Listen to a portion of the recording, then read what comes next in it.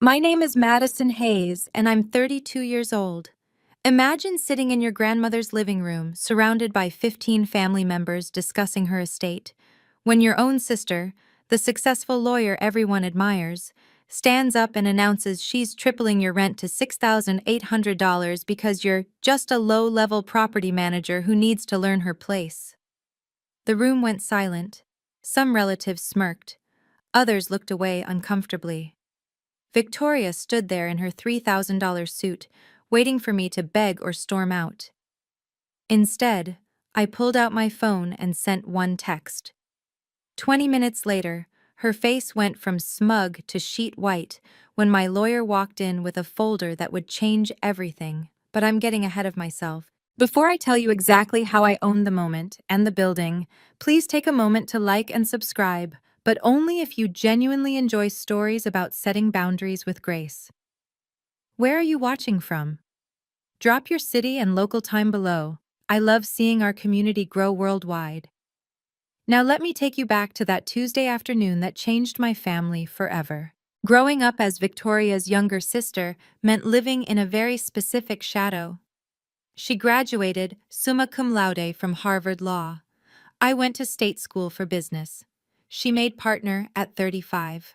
I took a job as an assistant property manager at a mid-sized firm. Every family gathering followed the same script. Victoria just closed a $10 million merger, Aunt Patricia would gush. Then the sympathetic head tilt toward me. And Madison, you're still at that property thing? I just nodded and smiled, like I always did. The thing is, I genuinely loved my job. Walking through buildings, understanding market values, seeing potential where others saw problems, it fascinated me. But to my family, especially Victoria, I was the underachiever who needed constant guidance. Madison, you really should aim higher, she'd say at every holiday dinner. Look at your sister. Now that's success, my uncle would add, as if I wasn't sitting right there. Victoria managed our grandmother's rental properties as her family duty, always reminding everyone how generous she was to handle such tedious work for free. She'd set my rent at $2,200 a month for the two-bedroom on Riverside Drive, family discount, she called it, though market rate was actually around $2,400. But she never let me forget her generosity. Most people in your salary range couldn't afford this neighborhood, she'd remind me whenever I saw her. I paid on time, every month, for 5 years. Never once complained about the broken dishwasher she took 3 months to fix, or the heating that barely worked last winter. I knew my place in the family ecosystem, the little sister who should be grateful for whatever scraps of success she could manage. But 3 years ago, something changed that Victoria never knew about. That Tuesday started like any other family meeting.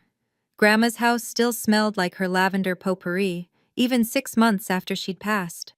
We gathered to discuss the estate, nothing major, just some final details about her remaining assets. I sat in my usual spot, the uncomfortable chair by the window that nobody else wanted. Victoria held court from Grandma's wingback chair, her legal pad and Mont Blanc pen ready to document everything. I should have known something was different when she kept glancing at me during Uncle Robert's speech about family unity. Before we discuss the remaining certificates of deposit, Victoria announced, tapping her pen against her legal pad, we need to address some family business matters. She stood up, smoothing her pencil skirt.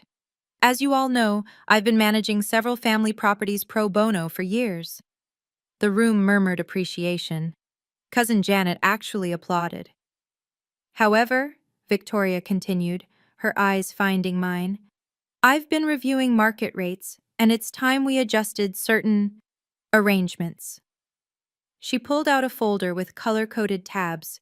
Of course she had visual aids. Madison, this concerns you directly. My stomach tightened, but I kept my expression neutral. Your current rent of $2,200 is severely below market value. She produced a graph, an actual graph. Comparable units in your building are going for $6,800 minimum. I've been subsidizing your lifestyle for 5 years. Subsidizing? The word slipped out before I could stop it. What else would you call a $4,000 monthly discount? She showed the graph to the room like a prosecutor presenting evidence. That's $48,000 a year I've been losing. $240,000 over 5 years. Aunt Patricia gasped. Victoria, you're such a saint. I don't want praise, Victoria said, though her smile suggested otherwise. But Madison, you're 32 now. It's time you learn to stand on your own feet. She pulled out another document.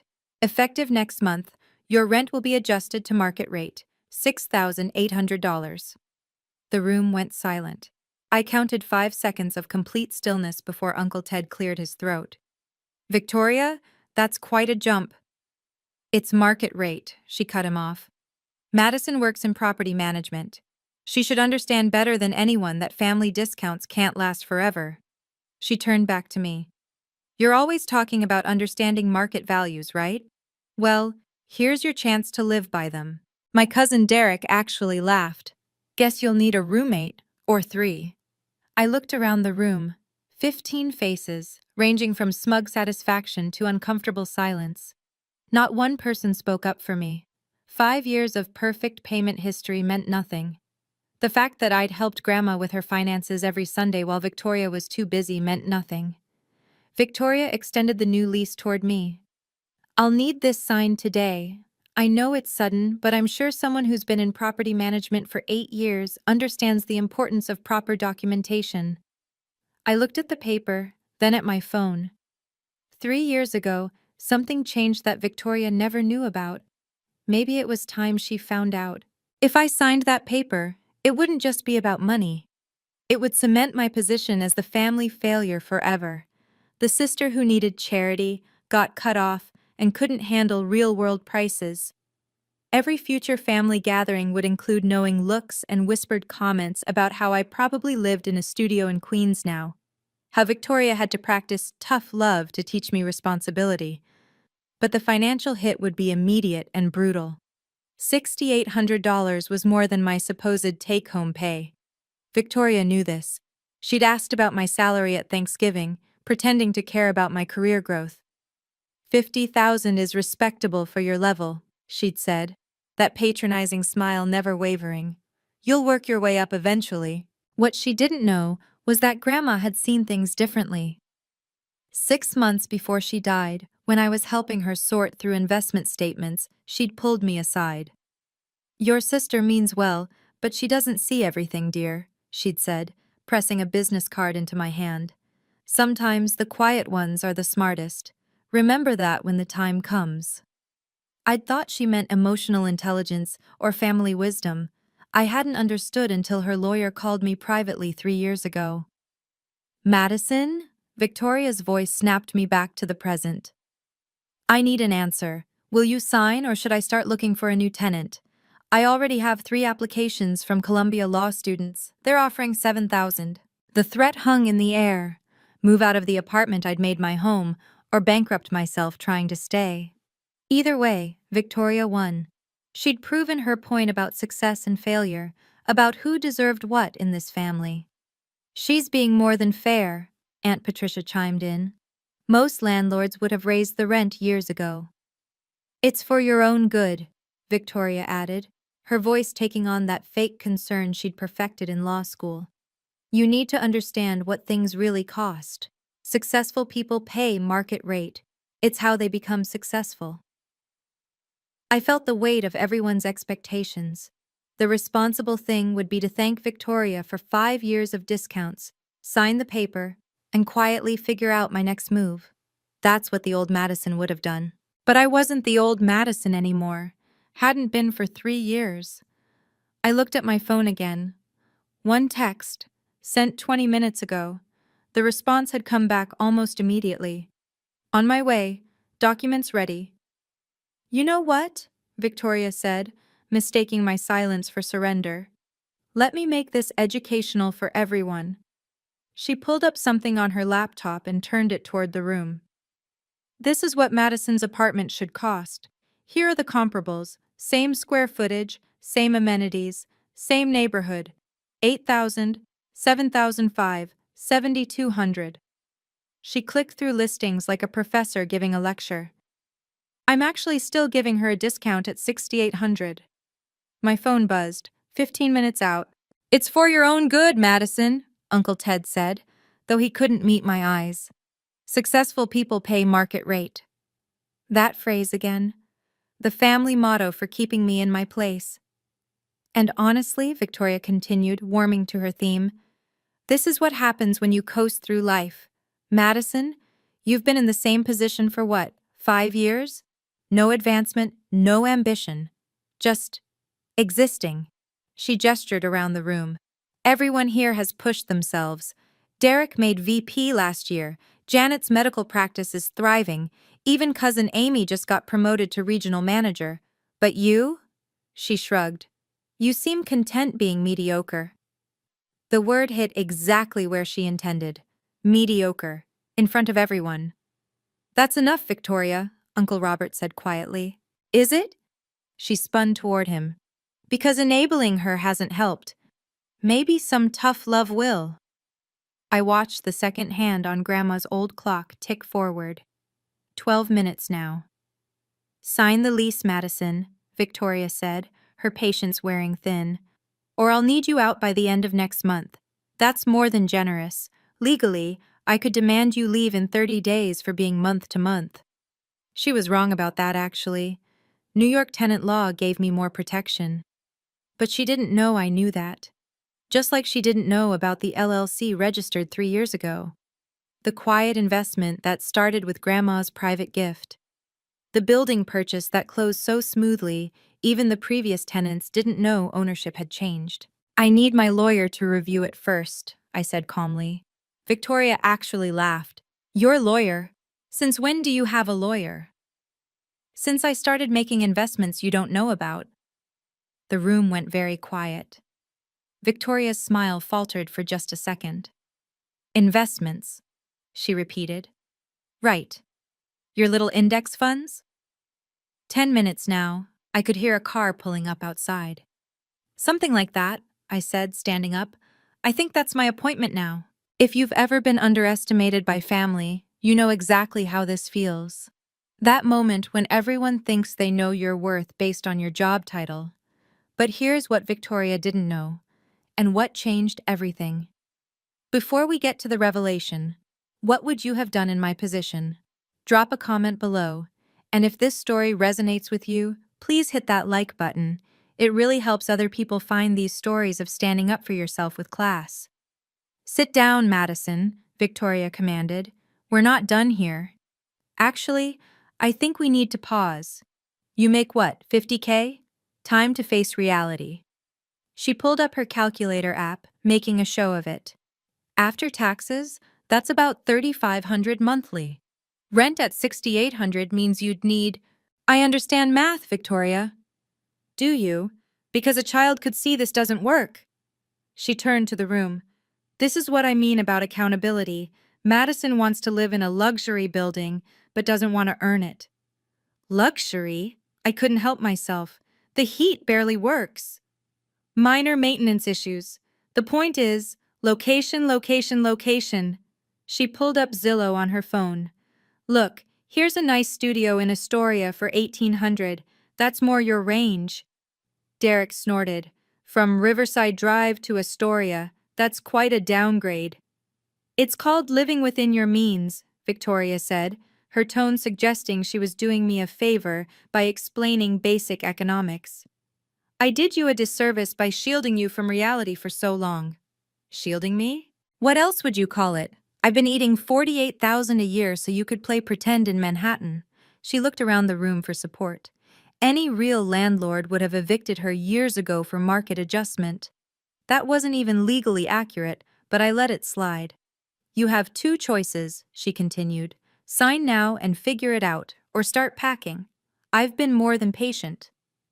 Patient, I repeated. Is that what you call texting me about every minor repair? Demanding I coordinate maintenance because you're too busy? Using my weekends to show other units because you couldn't be bothered? That's called being helpful. You live there. It made sense. It's called unpaid property management. The room tensed. Victoria's eyes narrowed. Careful, Madison. You're about to talk yourself out of any grace period. I heard footsteps on the porch. A knock at the door. That's for me, I said, moving toward the foyer. We're in the middle of a family meeting. Victoria's voice pitched higher. Whoever it is can wait. Actually, I said, opening the door, I don't think he can. We have some documents to review. A man in a charcoal suit stood on the porch, leather briefcase in hand. Ms. Hayes, Robert Chen from Chen and Associates. I apologize for the delay. Traffic from downtown was horrible. Victoria stood up so fast her legal pad hit the floor. What is this? Madison, this is ridiculous, Aunt Patricia said, her voice sharp with disapproval. Bringing a lawyer to a family meeting? Your sister is trying to help you grow up. Just be grateful she's family, Derek added, not even looking up from his phone. Otherwise, you'd be homeless already. Robert Chen stepped into the foyer, his presence immediately shifting the room's dynamic. He was younger than I'd expected when we'd first met 3 years ago, but his confidence filled the space. Ms. Hayes, shall we discuss the property matter now? Property matter? Victoria's voice could have frozen water. The only property matter is my tenant refusing to sign a standard lease adjustment. Your tenant? Robert's eyebrow raised slightly. Interesting choice of words. Madison rents from me. I own. You manage, I corrected quietly. For the family trust.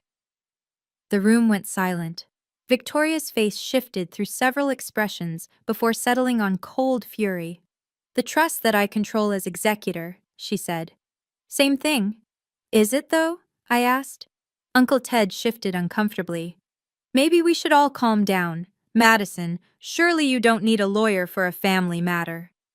Apparently I do, since I'm being threatened with eviction. It's not a threat, Victoria snapped. It's market reality, something you'd understand if you'd ever achieved anything beyond entry level. That stung, exactly as intended. Several relatives nodded in agreement. She has a point, Madison, Cousin Janet said, her doctor's salary making her feel qualified to weigh in. You can't expect family subsidies forever. Especially when you show no ambition, Amy added. Victoria made partner through hard work. What have you done? Robert cleared his throat. Ms. Hayes, should I wait outside while you finish this discussion?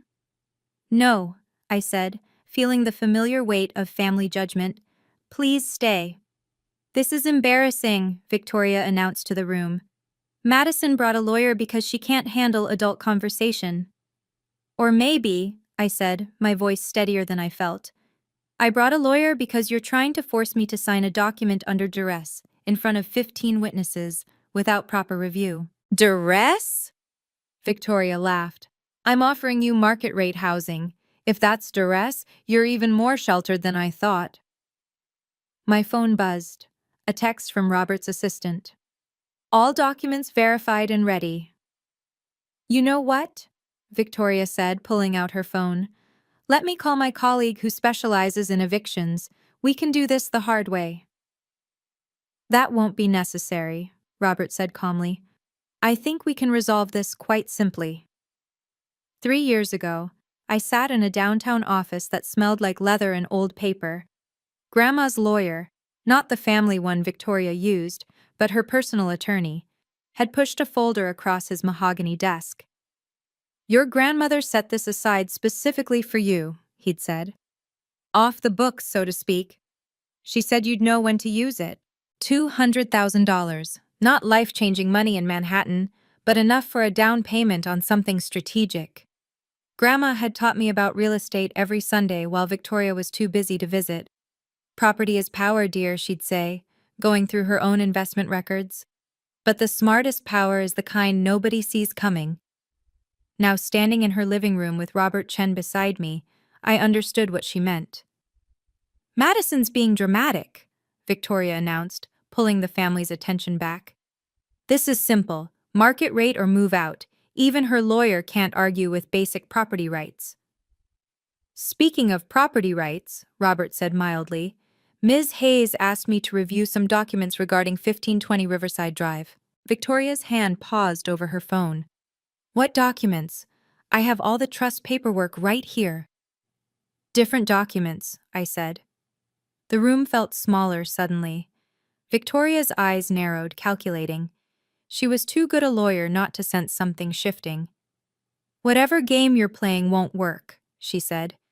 "I have 5 years of lease agreements with your signature. You've established tenancy under my management. That's binding." "Absolutely," Robert agreed.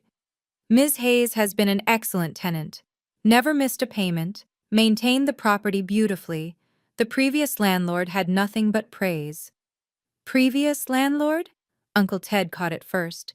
"Victoria's always been the property manager," Robert finished smoothly, "for the family trust, which held a 51% stake in the building until 3 years ago." The silence was deafening. Victoria's face went very still. "What are you talking about?" Her voice was controlled, professional, the courtroom voice. "Sometimes the best investments are the ones nobody knows about," I said, echoing something Grandma used to say. "Madison," Aunt Patricia said slowly, "what did you do?" Robert opened his briefcase with practiced efficiency. "Perhaps we should review the ownership documents.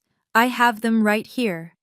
"This is ridiculous," Victoria said, but her voice had lost its edge. "The trust owns—" "Owned," Robert corrected. Past tense. "The sale was completed 3 years ago. Quite a smooth transaction, actually. The trust was eager to liquidate that particular asset." Victoria's phone clattered onto the coffee table. "You're lying," Victoria said, but her lawyer instincts were kicking in. She grabbed her laptop, fingers flying across the keyboard. "I would have known. Any sale would have required my signature as executor."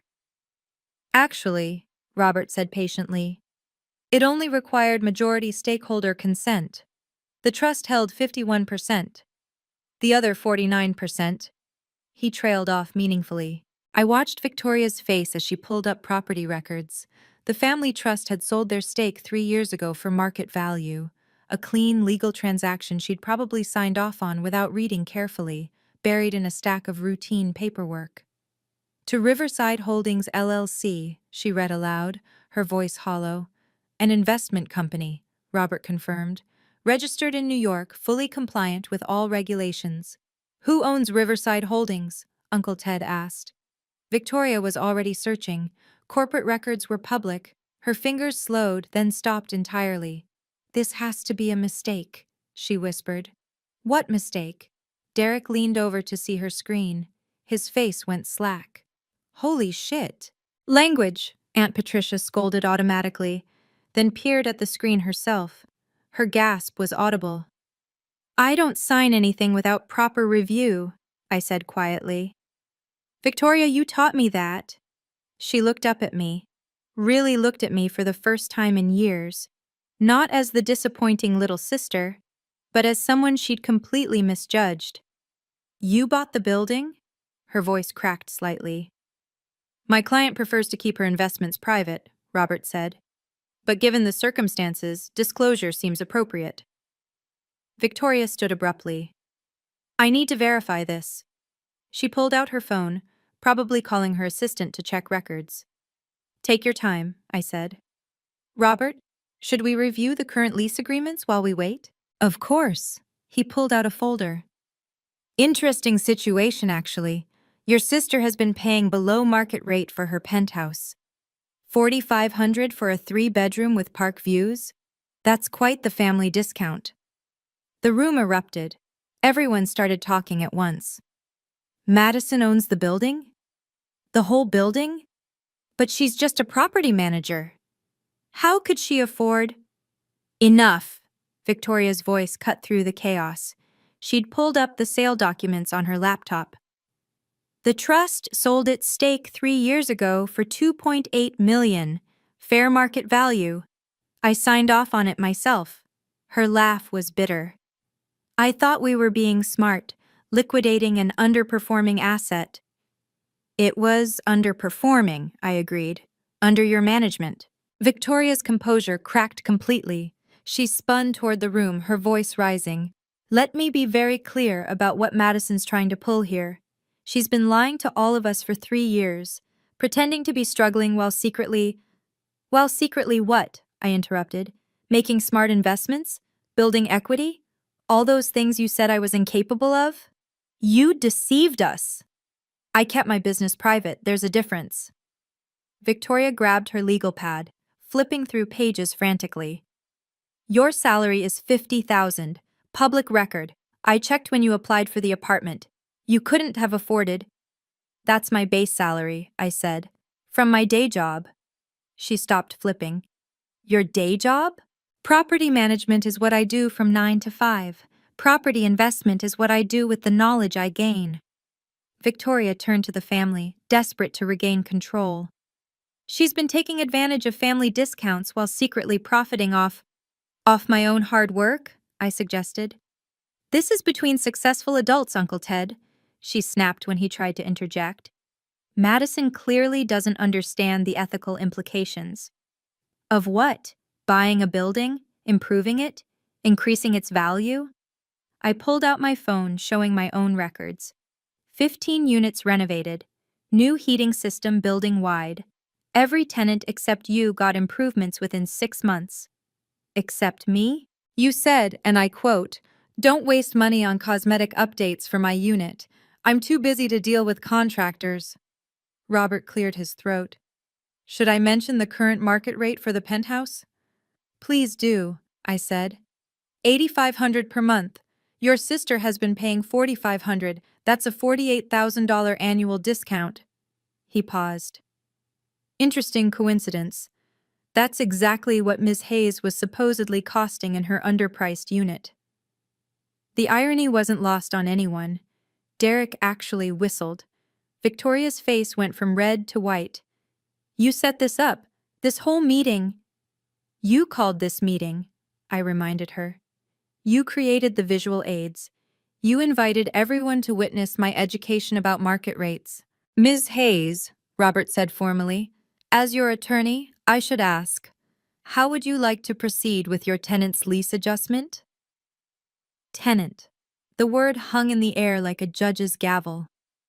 Victoria sank into Grandma's wingback chair, her $3,000 suit suddenly looking like armor that had failed. Madison, surely we can discuss this privately.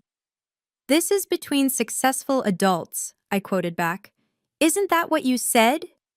Here's what's going to happen, Victoria said, trying to salvage her authority. We're going to handle this like family. Madison, you've made your point. Now let's... You gave me an ultimatum, I said calmly. Sign your lease or move out in 30 days, in front of 15 witnesses. That was before you knew I owned the building? So your treatment of me was acceptable when you thought I was powerless? The room was dead silent.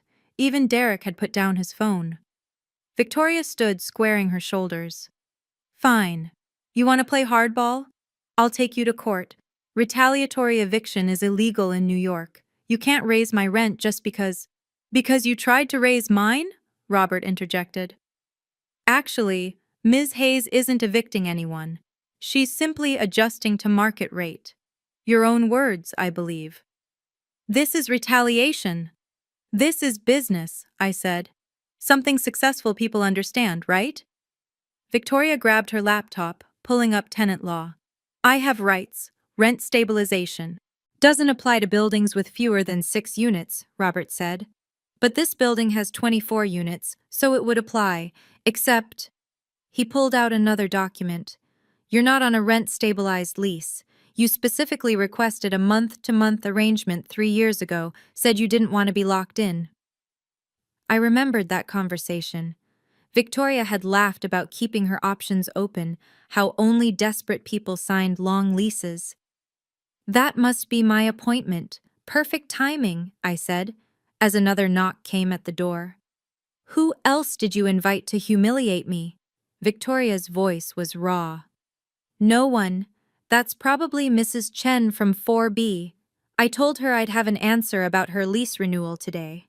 I stood. She's been hoping to upgrade to a larger unit, maybe a penthouse. Victoria went pale. You wouldn't. Wouldn't what? Rent to a qualified tenant who pays market rate? I walked toward the door. Or did you want to sign a new lease?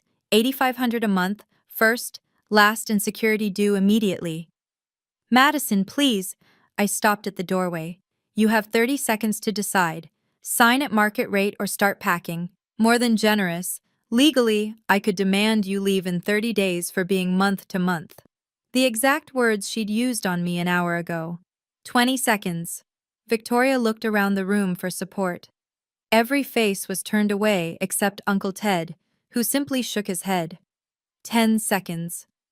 I'll sign, she whispered. This is the moment everything changes. But before I reveal who walked through that door, I want to know, have you ever had someone completely underestimate you? That moment when they think they hold all the cards, not knowing you've been playing a different game entirely? Share your story in the comments. And remember, the best revenge isn't revenge at all. It's success they never saw coming. Now, let's see what happens when assumptions meet reality.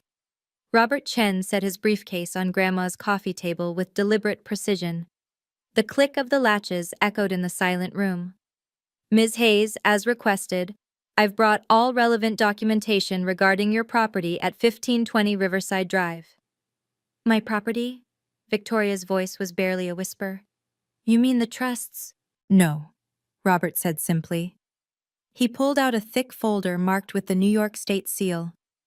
I mean Ms. Madison Hayes's property, acquired through Riverside Holdings LLC on March 15th, 3 years ago. He spread the documents across the table like a poker player revealing a royal flush. Deed of sale, transfer documents, certificate of ownership. All with my name as the sole member of Riverside Holdings LLC. This is impossible, Victoria said, grabbing the deed. Her hands shook slightly. The trust sold to an investment company. I checked the buyers. You checked that they had funds, Robert corrected. You didn't check who owned the LLC, rather sloppy for someone who prides herself on attention to detail. Uncle Ted leaned forward, studying the papers. Madison, how did you— Grandma, I said simply. She left me something outside the main estate, said I'd know when to use it.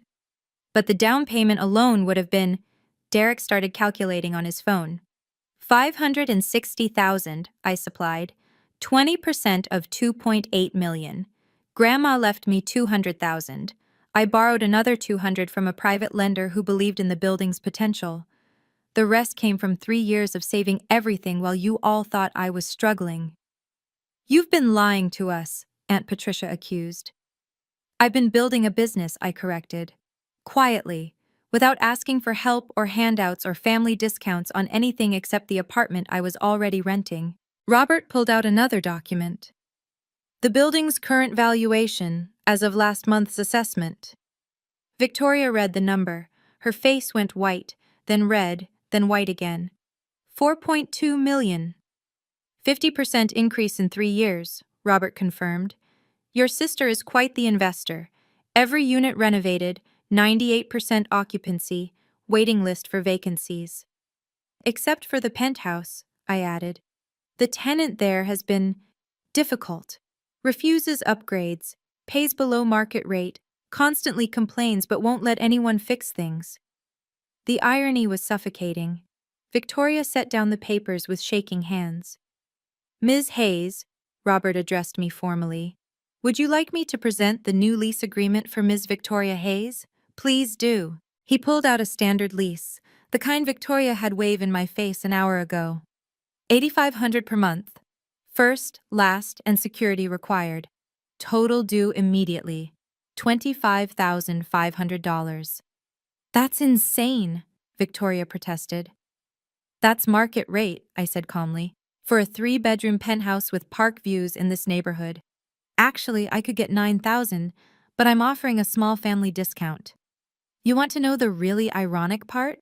I said, standing by Grandma's photo on the mantel. I learned everything from you, Victoria. All those family meetings where you explained real estate law, property values, market forces. I was listening, every single word. Robert continued pulling documents from his briefcase. There's also the matter of back payments. Ms. Victoria Hayes has been underpaying market rate for 36 months.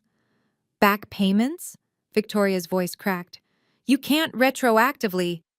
I'm not, I said. I'm choosing to forgive $144,000 in underpaid rent. Consider it my final family discount. The number hung in the air. Derek dropped his phone. Aunt Patricia's hand went to her chest. 144,000, Uncle Ted repeated slowly. 4,000 per month under market, times 36 months, Robert confirmed. Ms. Madison Hayes is being extremely generous. Generous? Victoria laughed bitterly. She's been planning this for 3 years. I've been running a business for 3 years, I corrected. You just happen to be a tenant. The fact that you decided to humiliate me today about rent? That's just cosmic timing. Don't pretend this is coincidence. You're right, it's not. I pulled out my phone showing my calendar. I was going to discuss this with you privately next week, give you 3 months to adjust, work out a payment plan, keep it between us. I looked around the room. But you wanted to teach me about success in front of everyone. So here's your lesson. Robert cleared his throat. Ms. Hayes, should I mention the other tenants? What other tenants? Cousin Janet asked nervously. I smiled. Did you all think Victoria was the only family member getting a discount? The room froze. I watched recognition dawn on several faces. Uncle Ted, you rent the garden unit for $1,800. Market rate is $3,200. Cousin Amy, your 1-bedroom, you pay $1,500. Market is $2,600. Madison, Uncle Ted started. Surely you're not going to triple your rent without warning? No. Unlike Victoria, I believe in proper notice and reasonable adjustments. I turned back to my sister. But you? You wanted to make an example of me. Congratulations. You're now the example. My client has owned this building for 3 years, Robert said, his voice carrying the weight of legal authority. She's maintained below-market rents for family members out of kindness, not obligation. That kindness ends where disrespect begins. Victoria stood slowly, her designer heels clicking on Grandma's hardwood floor. Madison, can we discuss this privately? This is between successful adults, I said, using her words one more time. You wanted transparency about market rates? Here it is. $8,500 per month or vacate in 30 days. Your choice. I preferred to keep my investments private, I added, but you made that impossible today. Here's what's going to happen, I said, my voice steady and professional. Victoria, you have 2 options. Sign the new lease at market rate, $8,500 per month, or vacate within 60 days. I'm giving you an extra month beyond legal requirement because despite everything, you're still my sister. This is extortion. This is business. Your words, not mine. I turned to Robert. Please note that Ms. Victoria Hayes has been informed of the rent adjustment in front of witnesses. Robert made notes on his legal pad. Documented. Shall I also note the generous 60-day notice instead of the required 30? Please do. Victoria's hands clenched and unclenched. What about my security deposit? The $4,500 you paid 3 years ago? I pulled up records on my phone. That covers barely half of 1 month at market rate. You'll need to pay an additional $4,000 to meet the new security requirement. This is insane. No, this is math, something a Harvard law graduate should understand. The room watched Victoria crumble in real time. The power dynamic hadn't just shifted, it had completely inverted. For the other family members renting from me, I announced, you'll receive formal notices next week. Rent adjustments will be gradual, 10% annually until you reach market rate. That gives you time to adjust or relocate if needed. That's actually fair, Uncle Ted said quietly. Because unlike some people, I looked directly at Victoria. I don't believe in ambushing family. Robert pulled out his tablet. Ms. Victoria Hayes, will you be signing the new lease today? I need time to review. Of course. You have 72 hours. After that, the offer expires and you'll need to vacate. I kept my tone neutral, professional. Fair warning, I already have 3 applications for the penthouse at $9,000 per month. From Columbia law students? Victoria's attempt at sarcasm fell flat. From partners at your firm, actually. Apparently, word got out that a penthouse might be available soon. The blood drained from Victoria's face. If her colleagues knew she was being evicted by her unsuccessful sister, Family discount is over, I said simply. You'll pay market rate like you wanted. Madison, please, my reputation? Your reputation is your concern. Mine was never yours to destroy, though you certainly tried. Robert stood, closing his briefcase. Ms. Hayes, I'll send the formal lease agreement to your email. You have 72 hours to respond. Wait, Victoria said desperately. What if I apologize? What if I take back everything I said? Then you'll be an apologetic tenant paying market rate, I replied. Your words can't be unsaid, Victoria. 15 people heard you call me mediocre, unsuccessful, a failure. Now those same people know the truth. Victoria sank back into Grandma's chair, her face the color of ash. The silence stretched until Derek, of all people, broke it with a low whistle. Madison owns the entire building. The entire building. And has for 3 years, Aunt Patricia added, her voice faint. While you all thought I was a failure, I finished. Yes. You wanted to teach me about success, I said to Victoria. Consider this my graduation. Robert handed me a card. Call if you need anything else, Ms. Hayes. The formal notices will go out Monday morning. He nodded to the room. Ladies, gentlemen. After he left, the family erupted. Everyone talked at once, voices overlapping in chaos. How much is the building worth now? 4.2 million, she said. Madison's a millionaire? But she drives a Honda. Quiet! Uncle Ted's voice boomed. When everyone settled, he looked at me with something I'd never seen before. Respect. Madison, why didn't you tell us? Would it have mattered? You all had your image of me. Changing it would have required proof, and even then, I gestured around the room. Look how you're reacting now. We're reacting because you lied, Victoria snapped, finding her voice again. I kept my business private. You announced my salary at Thanksgiving, remember? Told everyone I made $50,000 like it was a punchline. Because you thought you knew everything about me. You thought wrong. Janet cleared her throat. Madison, about my rental. You've been respectful. Your adjustment will be gradual, as promised. I looked around the room. Anyone who's treated me with basic dignity has nothing to worry about. The implication was clear. Victoria was the only one facing immediate consequences. This is targeted harassment, Victoria said weakly. This is natural consequences, I corrected. You tried to triple my rent to teach me a lesson. Now you're learning one instead. My phone buzzed. A text from Mrs. Chen, who actually was interested in the penthouse. I ignored it for now. Grandma would be ashamed, Victoria said, playing her last card. Grandma gave me the money to buy this building, I said quietly. She said I'd know when to use it. She also said something else. Your sister means well, but she doesn't see everything. I paused. Turns out she didn't see anything at all. Victoria stood abruptly, gathering her things with shaking hands. I need to go. 72 hours, I reminded her. The clock's ticking. She left without another word, her heels clicking rapid staccato on the floor, the sound of retreat. The next 3 days were a masterclass in family dynamics shifting. My phone, usually silent except for work calls, buzzed constantly. Relatives who hadn't spoken to me in years suddenly remembered I existed. Madison, honey, I always knew you were smart, Aunt Patricia called, her tone syrupy sweet. About my rental unit. Your rent remains unchanged for now, I told her. The 10% annual adjustment starts next year. Oh, well, I was wondering if you needed help managing the building. I have a management company, but thank you. The pattern repeated with cousin after cousin. Derek offered to partner on future investments. Janet suggested we have lunch to catch up properly. Amy texted asking for investment advice. Suddenly, everyone wanted to know about my little property job, I told my actual property manager, Sarah, when we met for our weekly review.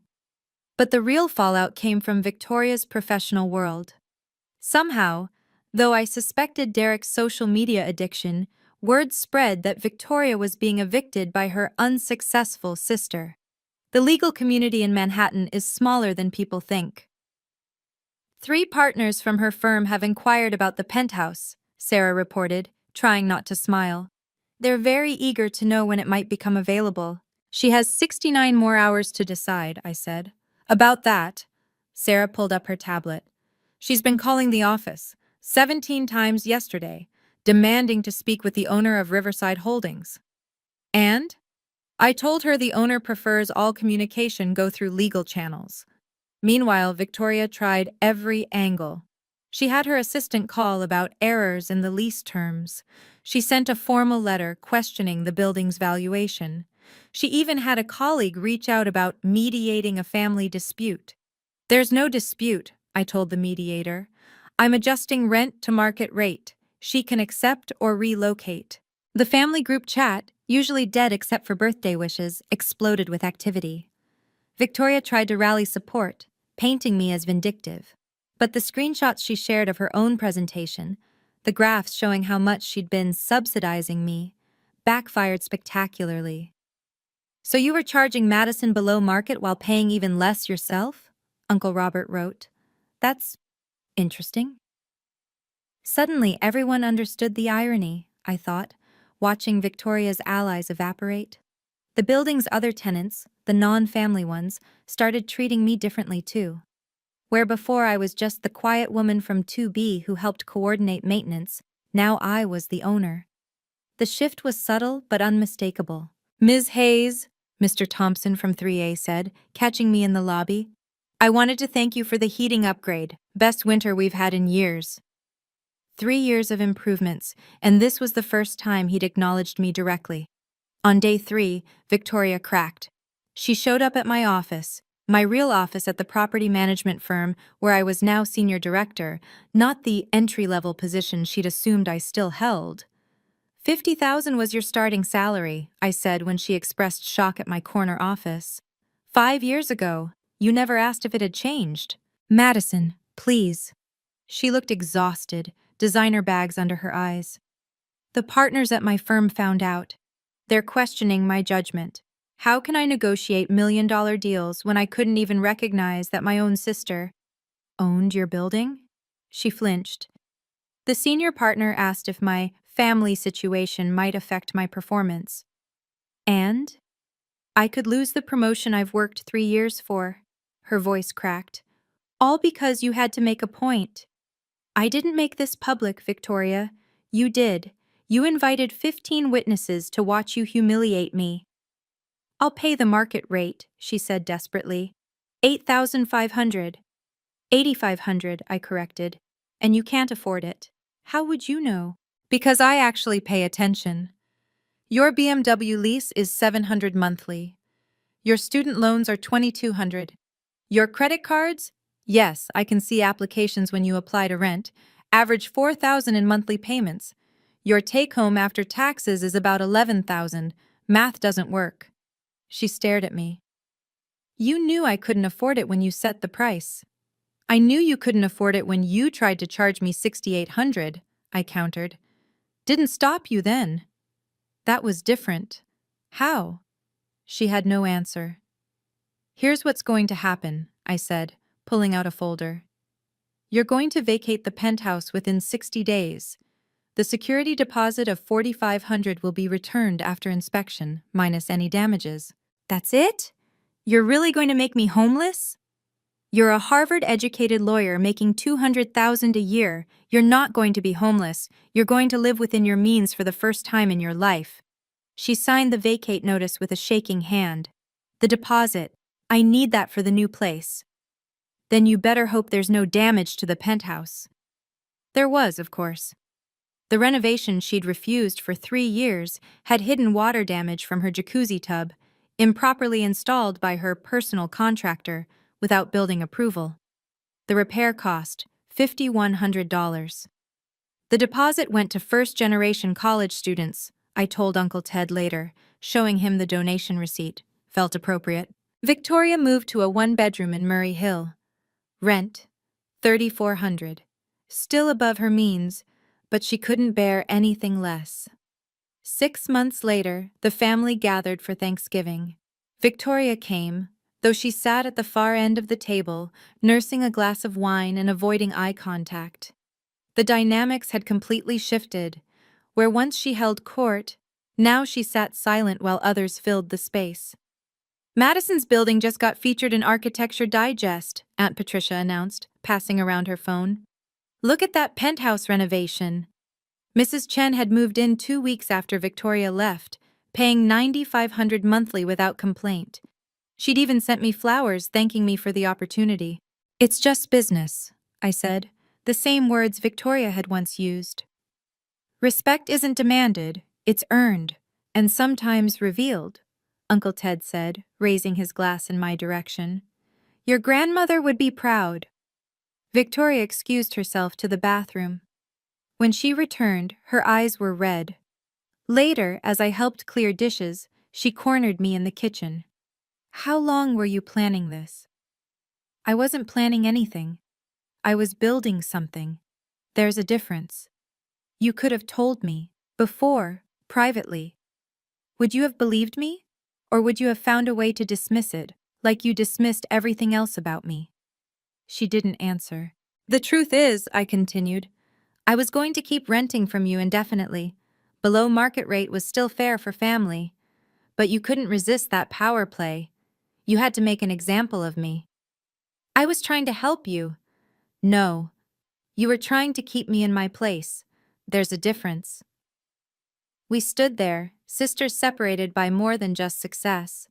The fundamental lack of respect couldn't be bridged by blood. For what it's worth, she said quietly, I'm sorry. I know, I said, but sorry doesn't rebuild trust. That takes time and consistent behavior. How much time?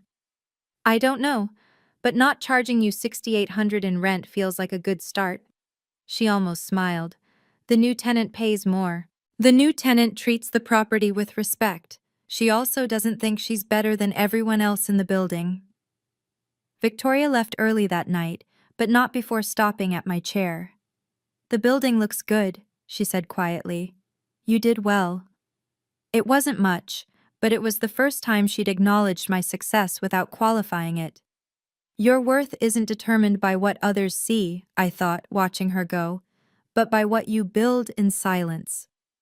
The family learned something that day about assumptions, about respect, and about the danger of underestimating the quiet ones. Grandma had been right. Sometimes the best power is the kind nobody sees coming. That was 2 years ago. Victoria and I have found our way to a careful peace. She rents a 2-bedroom in Brooklyn now, within her means, finally. We have coffee once a month, and she's never once mentioned property values or success metrics. The building is worth $5.8 million today. I've bought 2 more properties since then, all quietly, all through different LLCs. The family knows better than to assume anything about my finances now. Sometimes I drive past the penthouse and see Mrs. Chen's plants in the window where Victoria's heavy curtains used to block the light. It feels like a metaphor for something, though I'm not sure what. The lesson isn't about revenge or showing off. It's about knowing your worth when no one else does. It's about building something real while others are busy talking about their achievements. Most importantly, it's about understanding that respect isn't something you demand. It's something you reveal when the time is right. And sometimes, just sometimes, the best response to someone trying to put you in your place is simply showing them that you own the entire building. Thank you for listening to my story. If you've made it this far, you're probably someone who understands that true power doesn't need to announce itself. What boundaries have you had to set with family who underestimated you? Share in the comments below. I read every single one. If this story resonated with you, please like and subscribe for more stories about standing tall with grace. And remember, sometimes the best response to disrespect is simply revealing who you really are. Until next time, this is Madison, reminding you to know your worth, even when others don't.